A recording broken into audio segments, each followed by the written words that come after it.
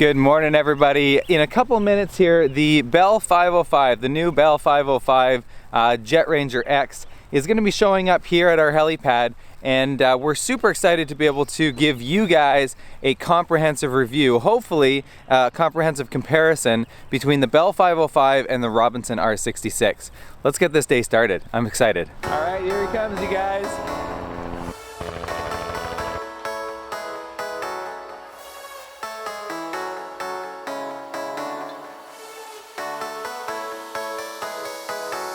Do you know a little bit about it? Yeah, so I know obviously the basics of it. I've seen it a few times. I've never flown it before.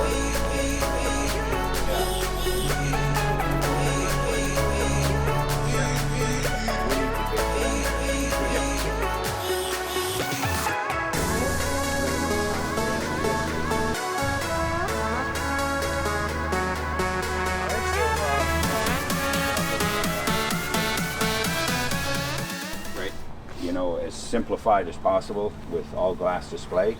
But I mean, as far as the rotor system goes and the entire drive system, it's directly out of the 206 L4. Right. So it's proven. It's got millions of hours on it.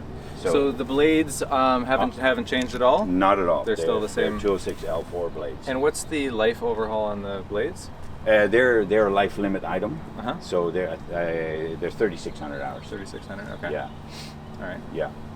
So, and like that's pretty low, eh? For metal blades, it's not too bad. Okay. Yeah, we're talking about bringing them up to 4,000 actually for the 505. Okay.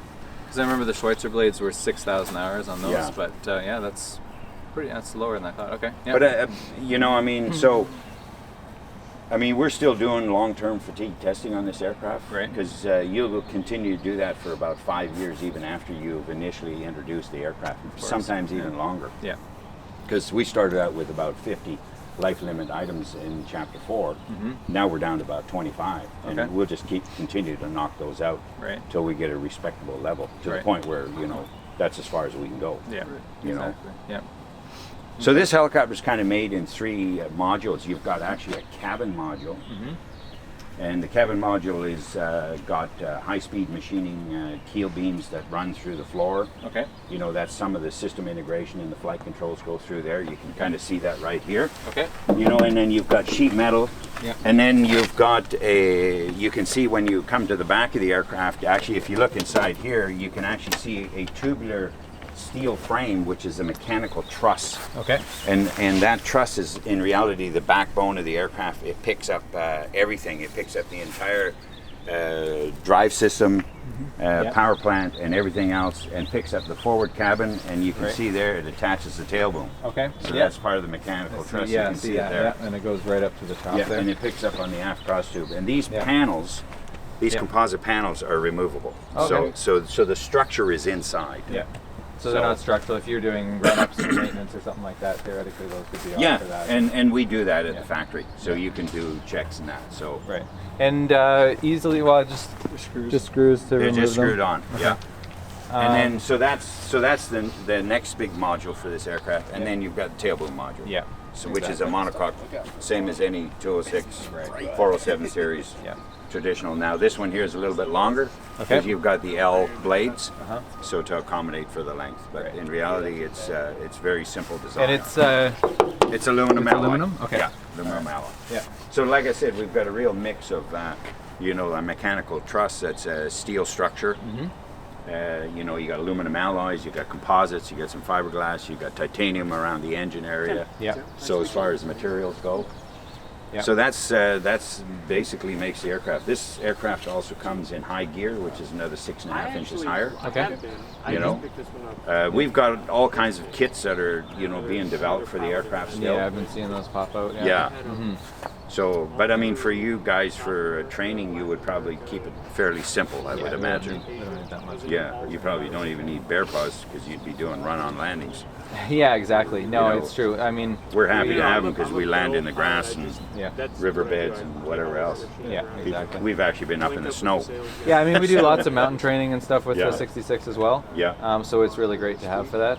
Yeah. But yeah, if you're going to be doing full down landings and stuff, what are these things like for auto rotation? Similar to a Jetranger Long Ranger kind of thing? Or? Tim can do an auto rotation with you guys. Yeah. They just float. Yeah. Yeah. Don't want to come home. Good inertia on the blades. Yeah. Yeah. That's good. So anyway, we also have for the first time lithium-ion battery in there. You know, which is pretty cool. It's actually it's a 7-year replacement battery. Okay. Lasts for 7 years. Nice. It's got a memory of its own. Okay. So it'll actually preheat itself even in a cold day. Yeah. Yeah.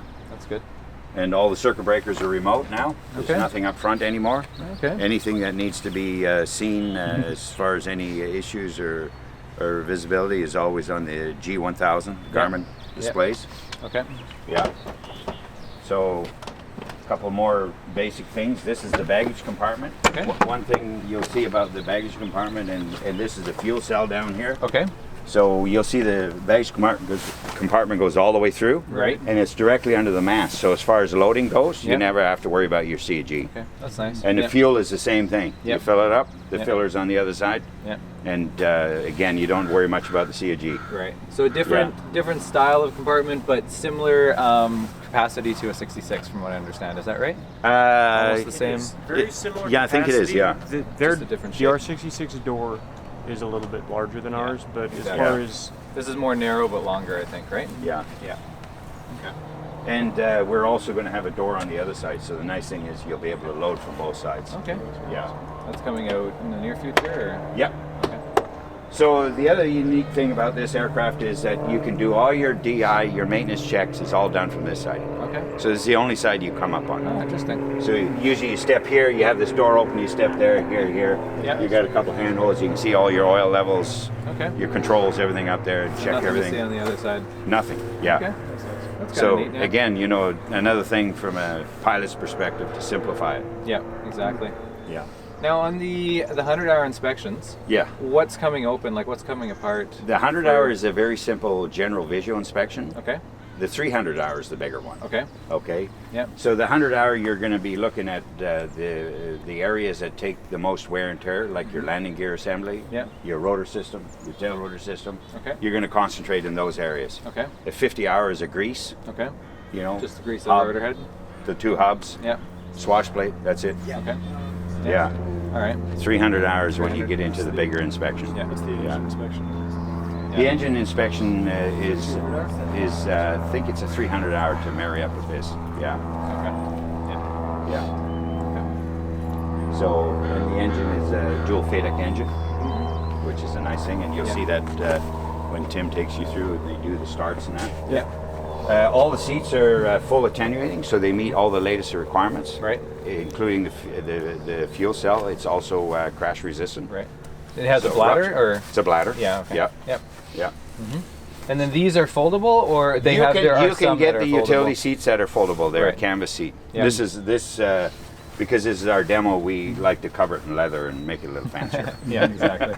Now, one question I've had, and I think a lot of people have as well, is what's the purpose? Is it purely for leg room, or what's the purpose for having the back of the seat so upright and the back seats? Because that's one thing I've heard from a lot of people, and it's the first thing I noticed when I sat in the back of it. It's a very, you just feel like you're sitting straight up kind of thing. Is it simply just for the leg room of the aircraft, or? I think it was just to simplify the design. Okay, Yeah. all right. Because I mean, the seat is actually suspended off the aft bulkhead. Off the rails. Because there's Yeah. nothing underneath. Right, Because if you're not sitting in the seat, you could actually put something under the seat. right. Right. Yeah. You do need to allow for at least 4 inches of stroking Yeah. in the event of a hard landing or whatever. Yeah, Yeah. okay. But and the seats, this seat here for the crew moves forward into Yeah. the flight position, Right. and locks in that position. Yep. Now we're also going to make this rail so it can be locked in the aft position Okay. for a larger percentile person, Okay. so Yep. that they could fly here versus there. Right. You know, all the pedals are individually adjustable. So you can adjust the pedals and Yeah, the seat. and the seat. That's very- yeah, that's but very right nice. now the seat that's your position for the seat. Oh, I see. So you can't Yeah. actually lock it back. Yeah, not now, but we're making a You're new gonna make rail it- that's okay. going to have that option Got in the it. future. Yep. Yeah. So Okay. for egress, you would move it back, get in there, move it forward, and then have your pedals adjusted where you want to have them. Yep. Got You it. know. And the doors are also very simple. You've got the same egress for the crew versus the passengers in the back. Okay. You got 3 latches here because Yep. this is a pretty big door. Yep. So, and you got the witness pins. You can see immediately that they're engaged, Yeah. and it's a slam door. Yeah. I know people don't like slam doors, but it is one. It is, yeah. And now on this, so on the original design, they had the folding. So that door still folds Yeah, open? we can or- go around that side for a minute. Yeah. Yeah. You got 3 landing lights in the front here, Okay. all LED, your air intake system. Yeah. Yeah, this panel Okay. door hinges open, Yep. and it's mechanical, very simple. Okay. Yeah. All right. You know, you can see it's a flat floor. These seats actually come out. Okay. Yeah. Might as well take it out so show you guys what that's all about. Fairly simple, obviously. Then. Just move the headset out of the way, Yeah. and then the seat is actually engaged on the bulkhead here Okay. and down here, Yep. which is a structural portion of it. And you just pull the cable, Yep. tip it forward, and Oh, just wow. take the seat out. Look at that, eh? And these are full attenuating seats, Amazing. Yeah. so they're pretty lightweight. Yeah. What's the crash rating on them? They're rated for 16G.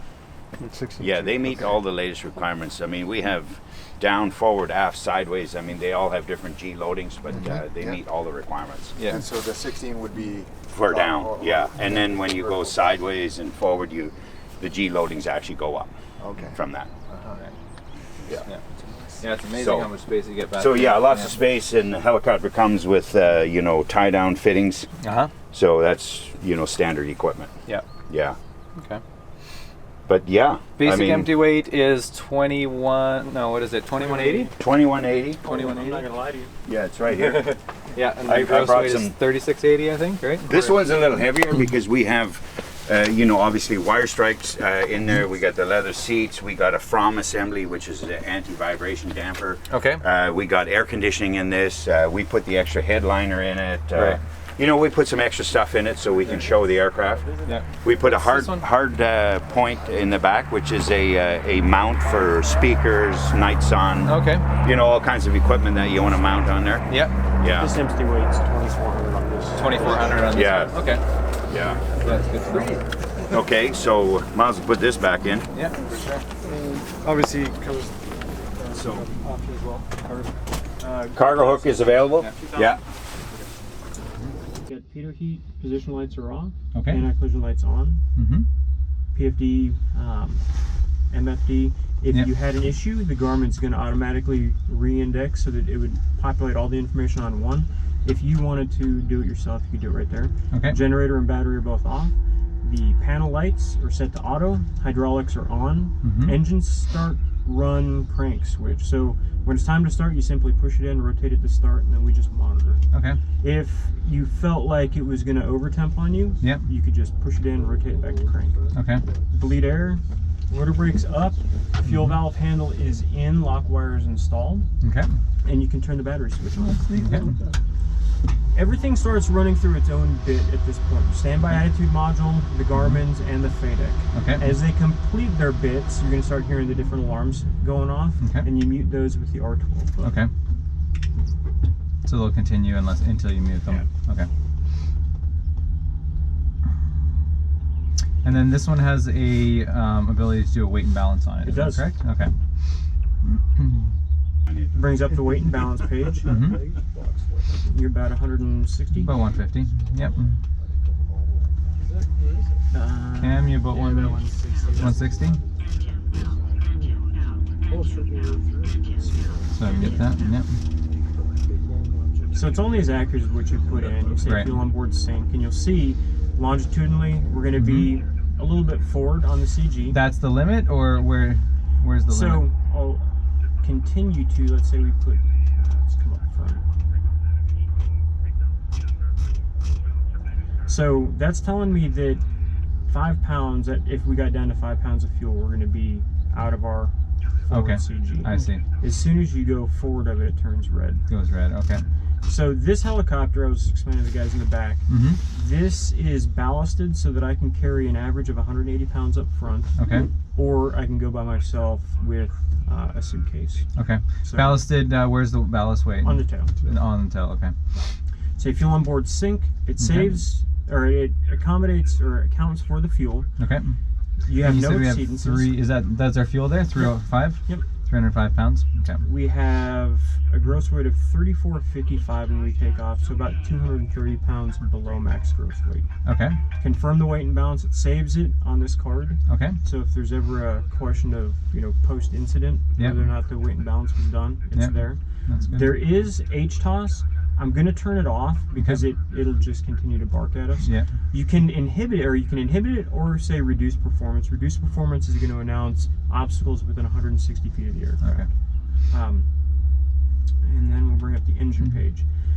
I'll start with the left and we'll work to the right. So caution, warning, and advisories, I can have up to 18 on this, displayed on this side. Okay. And then I would get some toggles down here in these soft keys. Okay. And have up to 12 on your side. It's Okay. a lot. Yeah. Hopefully, you're probably not flying for very long. Power situation indicator. As long as it's green, you're good. Okay. This is going to be tied to whatever's boxed, whether it's torque, MGT, or NG. Uh-huh. These are the legitimate values. Yep. However, this is only a percentage of continuous. Okay. Right. So at 100, that's not 100% temperature. Mhm. It's 100% continuous temperature. Okay. If it turns yellow, you have a 5-minute window, Okay. and then this will be yellow with black numbers Okay.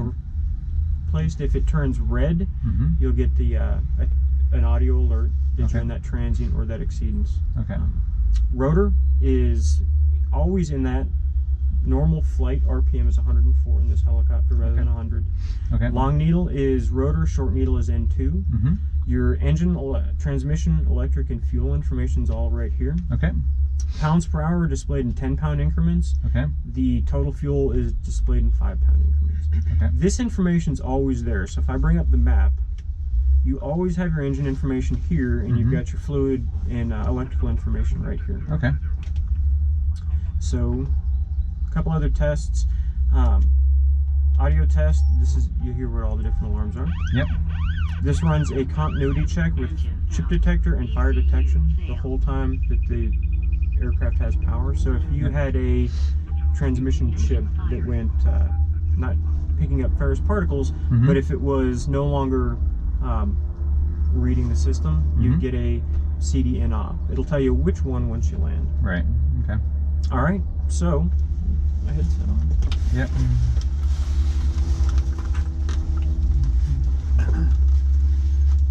Right, so we're gonna crank. Yep. Okay. You're on the right. Can you hear me? I got you loud. Yeah. Check. Check. Check, check. Got you loud and clear. All right. What's that?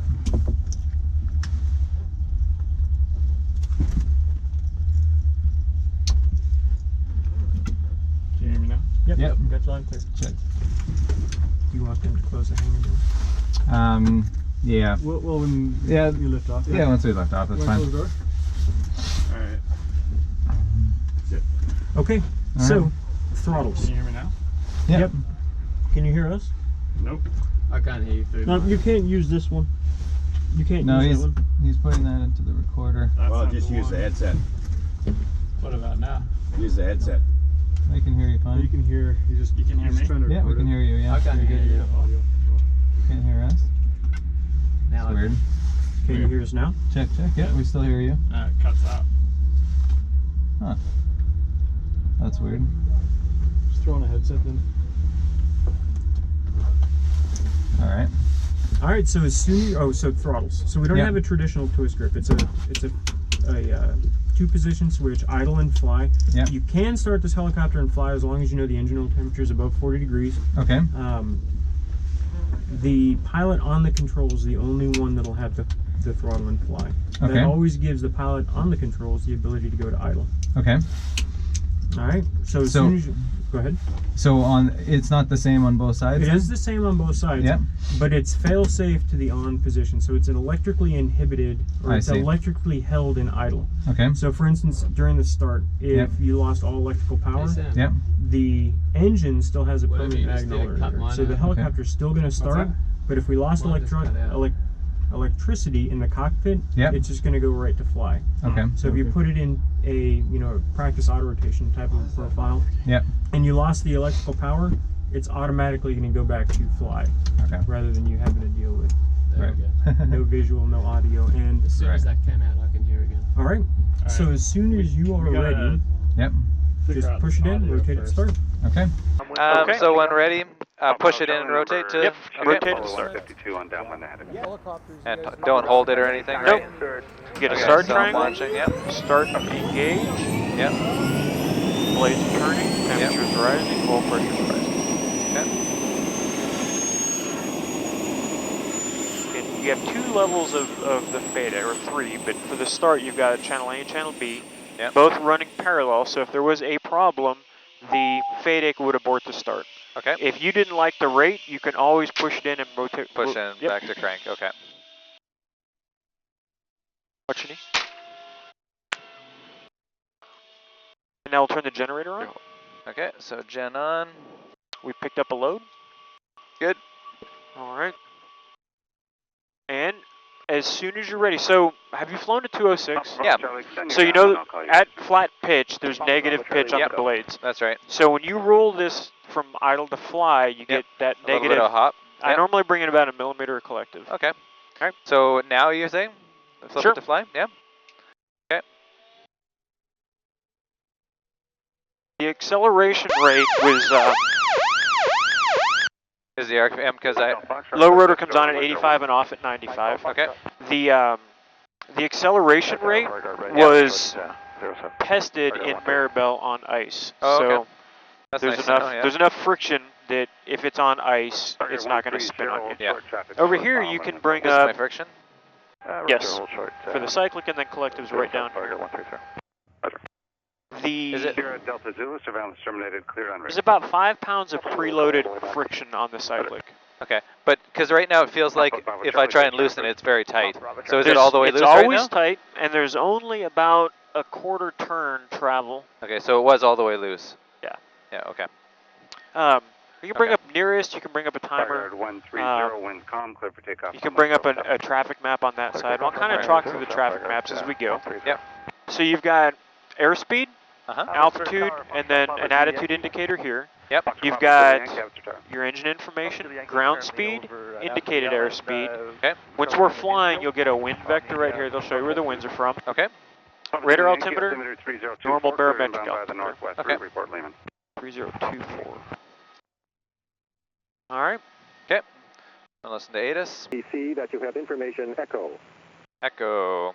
So now if you want to go back to tower, on Yep. your push to talk, Uh-huh. push up and say mic 1. 00 Zulu. Mic Wind 1. calm. Visibility 30. 22,000 So, scattered. The new Garmin's, Yep. probably coming out later this year, will be the Garmin NXI rather than the Garmin 1000H. Yep. This second radio will be incorporated into the Garmin's. Okay. And then you could voice activate these as well. Okay. Nice. All right, so we're over. This is the active? That is correct. Okay, so we need to get to ground. How do I swap it here? So, yep, just push. Okay. Taxi for departure via Bar to Langley. Abs ground, good day, it's helicopter Bell 505, November 505, Charlie Yankee. Number 505 Charlie Yankee, ground. Good day, 5 Charlie Yankee is on the ground at BC Helicopters with the information looking for a northwest departure. 5 Charlie Yankee, Roger. What type did you say you were? That's a Bell 505. 5 Charlie Yankee, Roger. Altimeter 3024. Contact tower on 119.4 when you're ready. Squawk 7146. 7146 for 5 Charlie Yankee. All right. Excellent. So over we go. Is there's no swap on here? No, not yet. I'd hope Yeah. there would be. Someday, yeah. Okay. So what's our takeoff checks look like? So, caution warning advisories, we have 3 advisories on right now. Batteries charging, we're Yep. okay to shut down and wait on gear. Okay. Fluids and temperatures are all within limits. We're Yep. at 104. Okay. Excellent. And we're clear all around. Doors are all closed. Yep. Seatbelts are on. Yep. Okay, let's come up. Yeah, you can definitely feel there's quite a bit of stiffness on those pedals. It takes a couple hours to get used to them. Yep. I know the 66 is a bit of stiffness as well, but I don't know if it's this much. We'll see. Atmosphere Tower, Foxtrot, Papa Zulu Yankee, currently Mount Lima. Okay, all clear on that side. You're clear on the left. Papa Zulu Yankee, clear across runway 01 to the infield, land your discretion. Papa Zulu Yankee. So we're sitting at about 85%. 85% continuous. Continuous, yeah. When you're ready to go, let's do a max performance takeoff. Just pull it right to the top of the green. Sure. And tower, it's 5 Charlie Yankee ready for departure.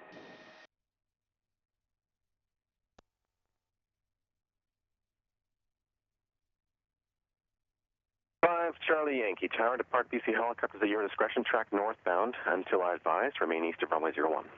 Okay, track northbound until you advise for 5 Charlie Yankee.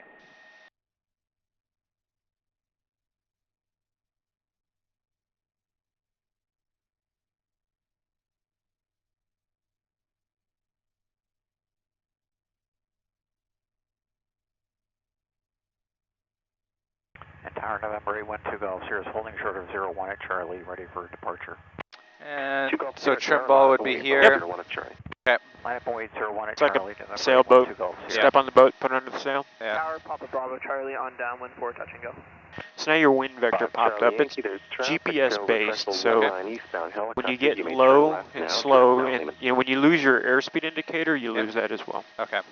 5 Charlie Yankee, make left turn directly across the departure path of runway 01. Okay, left turn directly across departure path. Clear left. 5 Charlie Yankee. Papa Bravo Charlie number 2, follow Cessna 152. All clear. Follow. All right. Do you mind if I do a couple of banks and stuff? Nope. See how she performs? Yeah.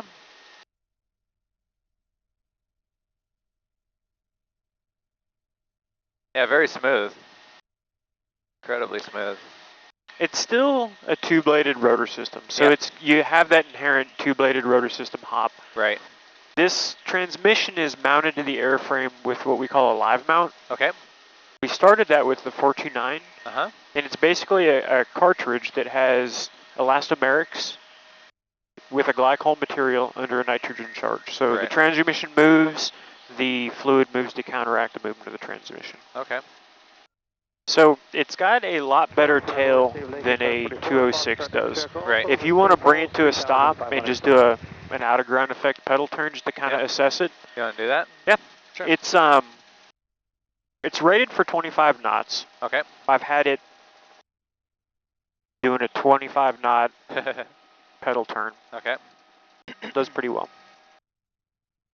Safely traffic, 5% of Golf Tango Alpha Bravo. We're at the junction of Stave and Alouette, 4,000 feet, doing airwork.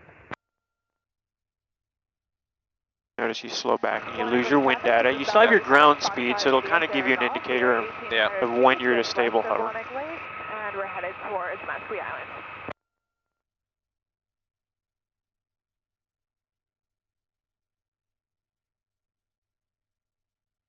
They do feel stiff. Yep. Oh yeah, good control. We're only at like 88% there. And right now it's looking at torque, and we're at 70% torque. You have up to 100% Right. before you enter the transient, then you go on up to 105 for 5 seconds. Okay. On west side of the lake.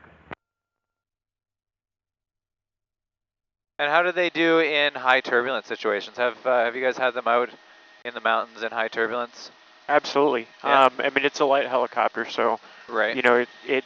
But if I'm comparing it to a 66, it's a heavy helicopter, right? Yeah. So, yeah. you know, we flew on a around the world trip back through Alaska and had some pretty severe turbulence. Yeah. And it wasn't pleasant, I'll tell you that much. Now, I've had it. It's really kind of sucks when you're by yourself and you're light. Right. And it'll kind of surprise you. The worst turbulence I felt, I was flying up the Adirondack Mountains. Okay. After one of the hurricanes last year that kind of brushed the northeast of the U.S. Yep. And it would go from calm, and then you'd hit a pass, and it would absolutely be, you know, Just pound you, yeah. and it gets your attention. I wouldn't want to do it for very long. Right. Yeah. Traffic, Cessna 172, Foxtrot, Charlie. We are But I've had it in the Andes, down in South America. Okay. Had no issues with the turbulence there. I've had it in Nepal. Didn't have any problems with the turbulence there. Yep. Those are probably the two most extreme places I've had it. Right. For people traffic, we are going to Alright. spin, so watch out. You mind if we do a confined area up here? No, absolutely. We will proceed south. We'll stay south 3,000 over the south end of Pitt Lake. When you get close to the ground, Yep. And you know, the last probably 6 inches, you're going to feel like you're reaching. Like you're which, sorry? Like you're reaching for the Okay. ground. Just the shape of the windscreen makes it feel like you should be sitting down before you actually do. Okay, so you got a ways to go and you feel like you're getting close. Okay. Is that your spot right there? Yeah, and you can tell me what you think of the size and stuff once we get in there. I'm more so doing the spot like this just to see visibility and see how it feels coming in. See what I mean? Yeah, I mean, it's just a perspective thing. It's just a perspective thing, yeah. Flying quite a bit of Robinson, it's actually not that bad. November Victor, just working a confined A area. little bit rocky there. About a mile and a half south of Rocky Point. So how often do you have to get up and shut the helicopter off, and then go again? Fairly often. Yeah. So we'll if you don't mind, if you can pull forward someplace where it's not going to rock back, we'll shut it off and we'll start it again real quick. Okay.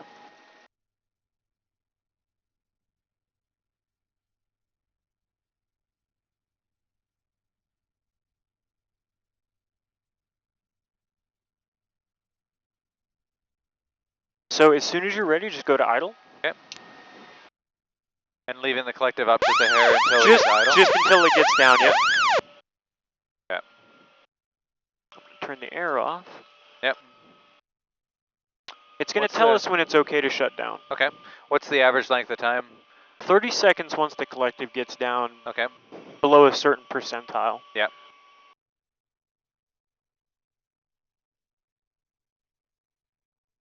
So it says okay to shut down, so Okay. go ahead and turn the generator off. Okay, gen off. And then the engine. And then just to here? Yep, just push and turn to the left. Engine out, engine out. So I'm going to compare it to a 206 or a 407, a Rolls-Royce engine. Yep. There's no way that we could get away with letting the blade stop and then starting it again. Right. The only key to this is the volts have to be above 25.7 to start. Okay. Oh wow, so there's like a full stop, so you know, okay, that's the amount of pressure. That's and it's all the way forward, and then just to keep it from chattering, I normally back it off right there it at off the at end. the end, yeah. All right. All right, so no issues. Okay. As soon as you're ready, go ahead and... So we're still on idle. Start triangle appears, start. Oh, that's nice. Blade's turning. Yep. So about 750 is kind of where it's hanging out for its start. 640 degrees. Oh, okay. So remember, this is just a percentage of continuous. That's your actual... That's your actual temp. Okay. Yeah, I was looking there, not there. It's that dual channel FADEC. They did a good job with that. Yeah, they really did. So how do we know when we're at proper idle now? Like when it's fully... 64. Okay, 64. 64% NR is how this engine is. Yep. And you can turn the generator on. Okay. Picked up our load. Yep. And as soon as you're ready, you can go to fly. Wow. Incredible. That's So nice. if you have to, you know, if you want to land and help your passengers out or whatever. Yep. And then how many starts do you get per engine overhaul? So the way that Safran is doing it now, that's hard to explain because they count the engine cycles differently than just a crank. Okay. So it's passing through a certain NG speed is how they count it. Okay. And I would be lying to you if no idea. Okay. I know that our the two ships we've got at our training academy have been running for 2 years and haven't had an issue. I mean, they do probably 8 starts a day. Okay. Over the 2 years. That's pretty good, yeah. Okay, so no warning checks. We've got temps and pressures, so we're good to go flying. Yep. Clear up on the left. Yep. 737 on final approach, runway 25. Caution, wake turbulence. It's a funny habit because I feel myself double checking that throttle is all the way on. Yeah, because it has the same feel as a Jetranger. Inbound from the east. Yep. And so I have that feel of like, okay, yeah, throttle's all the way open. Alright, so go to idle and... It's a pretty easy helicopter to figure out. It is, yeah, it really is. That's hotel uniform. Yeah, it's a pleasure to fly. It's really, really enjoyable. Yeah, Continue downwind till advised. I like it. Continuing downwind. No, the systems are incredibly simple, but yet there's so much there. Which is awesome. There is a ton of information, and it takes a few hours to get used to where you need to look. Yep. And then you start kind of playing around with what you want to look at. Exactly. Yep. Yeah, and it's so customizable, right? Yep. So you let people go in your machines, do their solo flights and stuff. Yep. Your customers can't go out and hide what they've done to your machine. Okay. So, for instance, you know, in a Jetranger, you can go out and over-torque it and over-temp it, and nobody's ever going to know. Right. Absolute honesty on your own part. Yeah. With this, everything's recorded. Yep. This is going to show us all of the cautions that we had on this last battery run. So when we shut down, all of those things pop up. Yep. If we had an exceedance or we had a legitimate FADEC or whatever issue, yep, all the data that you need or maintenance needs to dictate their maintenance functions is here. All right, you guys, that flight was amazing. I was actually really impressed with the flight controls of the helicopter.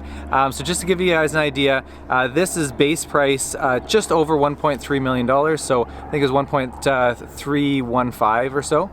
So that's base. The way this one's sitting with air conditioning, with the leather seats, with the wire strike kit, and with the Garmin G1000, it's sitting at just over 1.4 thousand. I think they said 1.45 thousand. So it just gives you an idea of that. And then we were just talking about operating costs. It's about $550 US, all included, everything included for operating costs. That would include the fuel and the insurance as well. So it burns about 130 liters per hour on fuel. So it's quite a bit of fuel compared to the R66, but it's a big performing helicopter for that amount of fuel as well. So we'll let them fire up and get out of here, and we'll go check out the R66. All right, guys, so now it is time to switch on over to the old R66. This is the baby that we took around the world. We're a little bit nostalgic about this one, but we're gonna keep this as practical as we can of a review between the two helicopters, see what our thoughts are. So we're gonna hop in there. We're gonna try and keep it sort of as equal as possible with each aircraft. So this one we're gonna fill up. We're actually gonna put a little bit more fuel in this one. So the 505 was set to about 60% fuel, and so this one we're going to fill it right up. We're going to put 4 people in it with about the same amount of weights, and then we're going to go do similar exercises. So let's get going. Okay, so one of the differences you guys are going to see right off the bat, have a look at the instrument panel here. It's a little more of the old school style. So we don't really have much glass here, but we are using an iPad to assist us a little bit. One of the nice features of the Bell 505 was that it had weight and balance built right into the Garmin G1000, but we're just going to use the Geronimo app here. So we've put in all the weights. So I'm 150 pounds. Sanchez beside me, he's about 150 pounds as well. Tay's in the back seat, 195. I'm going to be bringing somebody else along in a minute here. He's about 190 pounds. So we're going to have 4 of us. So right now you can see our weight and balance is nicely inside. This is full fuel, empty fuel. I've got it set to full fuel right now. So that's 493 pounds of fuel. And so you can see that our max gross weight is 2,700 pounds. Our takeoff weight is going to be 2528. So we still got almost another 200 pounds to go, about 170 pounds to go. If we wanted to put a third person in the middle, they couldn't be more than 170 pounds. So that's good to know. And so then comparing that to the 505, we've got 3 hours worth of fuel in this thing. In the 505, an interesting factor, when you're full fuel, so it's full fuel on that thing is 320 liters. You actually only get 2.6 hours of endurance if you're doing normal cruise, normal operations. So a little bit less on the endurance for the 505, whereas this one you can get a good solid 3 hours out of it. So let's jump on to the start process. Excellent. You guys are going to notice it's going to take a little bit longer to start this thing up. There's a couple more things to be checking. So rotor brake is disengaged, so the rotor brake's up here. Our circuit breakers are all in. Circuit breakers are down by the passenger's feet, whereas in the Bell 505 it's in the back storage compartment. Not in the storage compartment, in the engine compartment. So cabin heater, anti-ice, and pitot heat. We don't have pitot heat on this one, but anti-ice and cabin heat are both off. Landing light is off. Avionics generator switches off. Altimeter is set. That looks good. Our hydraulic switch is on, so that's over here. We can turn the battery and the strobe lights on. There's battery and strobe. We want the igniter key turned to ignite or enable. We want to make sure that our fuel is pulled all the way out, our throttle is all the way closed, and then we're ready to push the start button. So I'm just going to check that it's clear all around. Clear! And we're ready to hit the start button. So I'm going to put the checklist down here. So I'm hitting the start button, which is on the collective, and now we're watching that our N1 is going to come up to 15%. MGT is staying cool, which is good. We're at 15%, winds already turning. Keeping your hand on the mixture control, the fuel control. Watching our MGT. And 2 spikes there. And we're watching the N1 flying nice and smooth. So we started to get a runaway on our temperature and started to go too high. We just pulled out our fuel. Now we're good.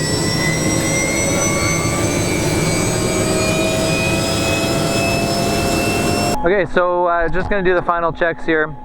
We're going to raise the collective a little bit, just want to get the warning horn. Going to push the enunciator light test and check that our EMU and everything is good.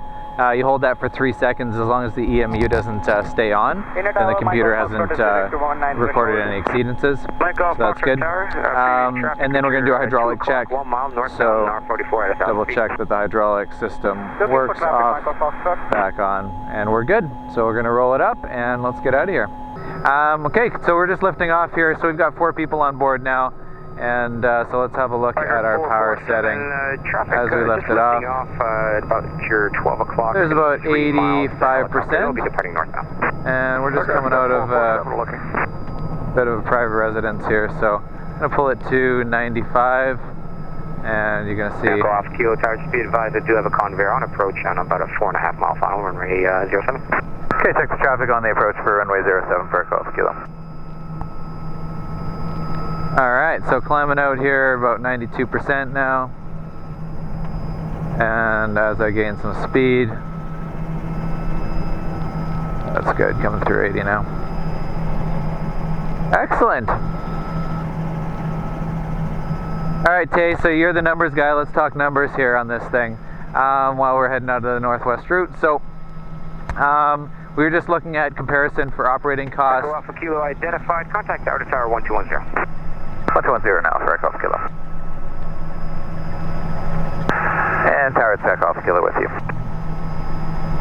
Echo Alpha Kilo Tower, continue up on northwest route. Echo Alpha Kilo. So we were trying to compare apples to apples. So the Bell manual is saying $440 an hour operating cost, US dollars.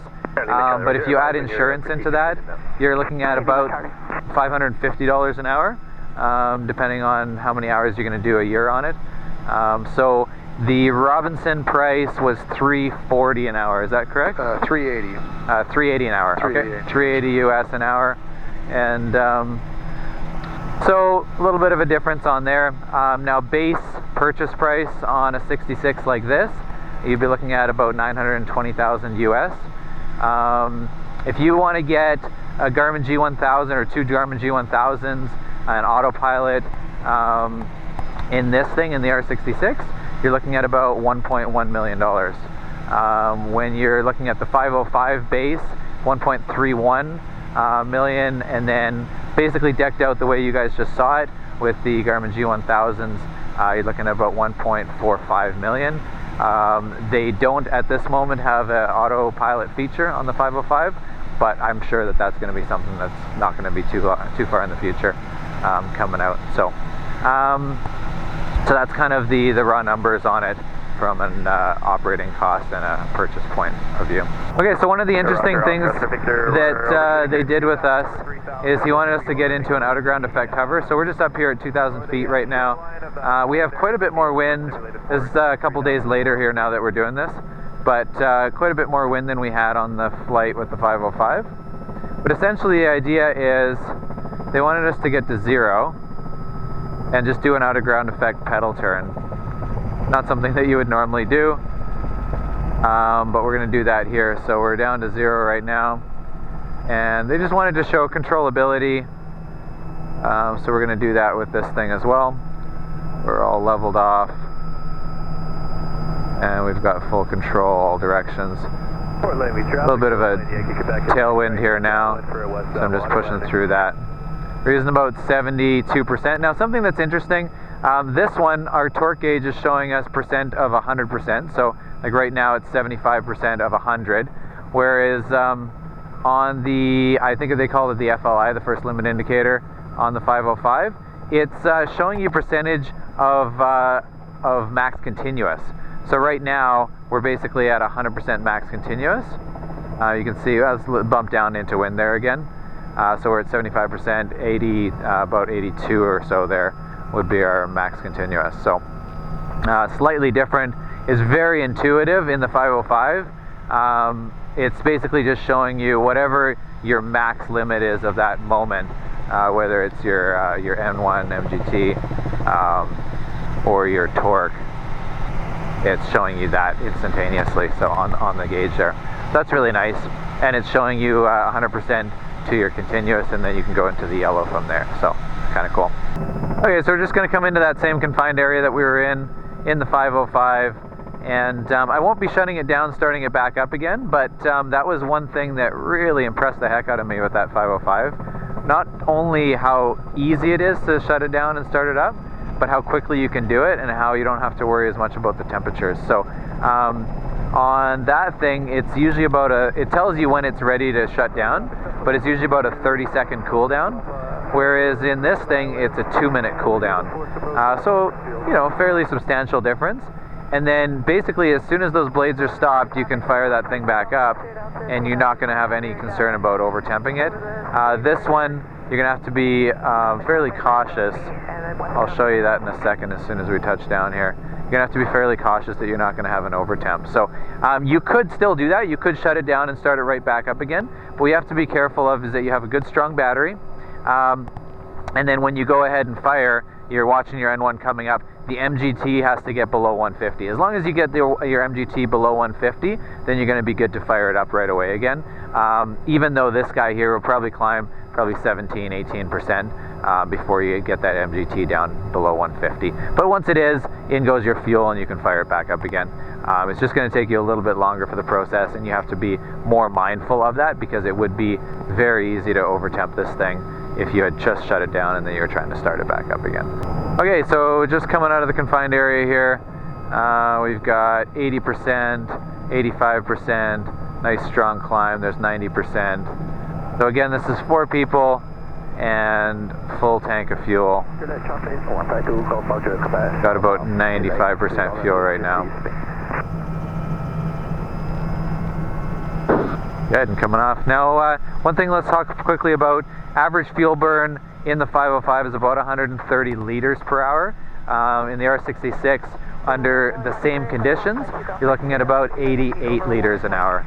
So a little bit difference on your fuel burn right there. All right, so one last comparison I want to do here is just power setting for cruise and then what kind of speed we're getting out of it. So right now I'm sitting about 75%, which is about what I was cruising in the Bell 505. Indicated airspeed, looking at just about, I'm just in a tiny climb, basically there's 100 knots. And then if I'm looking at my ground speed, we've got a bit of headwind right now, but 84 knots on the ground speed. So I would say very similar when you're comparing speed. Equal power to equal speed. About 100 knots cruise is kind of what they're both doing. Okay, you guys, so there you have it. That's the comparison. We didn't get to do everything I was originally hoping when I originally had this in mind.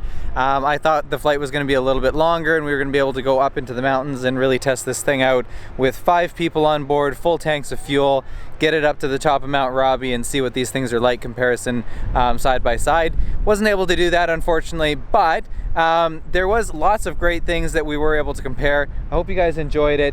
I'm not going to give you any opinions really, other than I think the 505 is an amazing, amazing helicopter to fly. From a pilot's point of view, really, really incredible. Smooth on the controls, really soft. You really feel like you're flying kind of like the equivalent of a Mercedes when you're flying one of those, which I think is really, really awesome. You really see that attention to detail. They definitely put a lot of effort in that. So that was really nice. The R66 is an incredible helicopter to fly as well. It's you're not going to feel that same refinement in the controls and the way that it flies. It is smooth, it is beautiful to fly, but it's just not quite to that same level like a Mercedes is. But you're sacrificing cost. So I'm going to let you guys decide what your purpose is for flying. I think the 505 is slightly higher class as far as power goes. I think it will outperform an R66. But that being said, if you compared it with full tanks of fuel with as much fuel as you can put in an R66 to fly for 3 hours, hard to say. I really would like to do that comparison. Not that you really can. I guess you would have to put the 505 full on fuel and then leave a bit of fuel out of the R66 to get an equal comparison, and then go do a high altitude test on that. There definitely is more horsepower, 505 horsepower in the Bell 505, so I think you are going to get a little bit better performance out of it overall. But definitely there is a cost difference. Now in a 505 you're going to be able to charge it out for a higher rate. The sales guys were saying basically that a going industry rate right now is about $1,500 an hour for the Bell 505. I personally think that might be a little on the high side, but that's kind of how much you have to charge to be able to make it affordable and to be able to actually make any money with it. So whereas I believe an industry rate for 66 would be anywhere between kind of $1,000, $1,100 an hour. From a training point of view, I think for a student it's going to be a little bit easier. If they wanted to get into sort of an entry-level turbine endorsement, it's going to be a little bit easier getting into an R66, just cost-wise for that. So yeah, so there's pros and cons to each, I think. I think it was amazing to fly the 505. I really enjoyed it. Thanks so much for Bell to come out here and do the demo test flights with us. It was really appreciated. I hope you guys enjoyed this comparison of the two helicopters. If you did, give this video a thumbs up, and we're going to talk to you on the next one. See ya.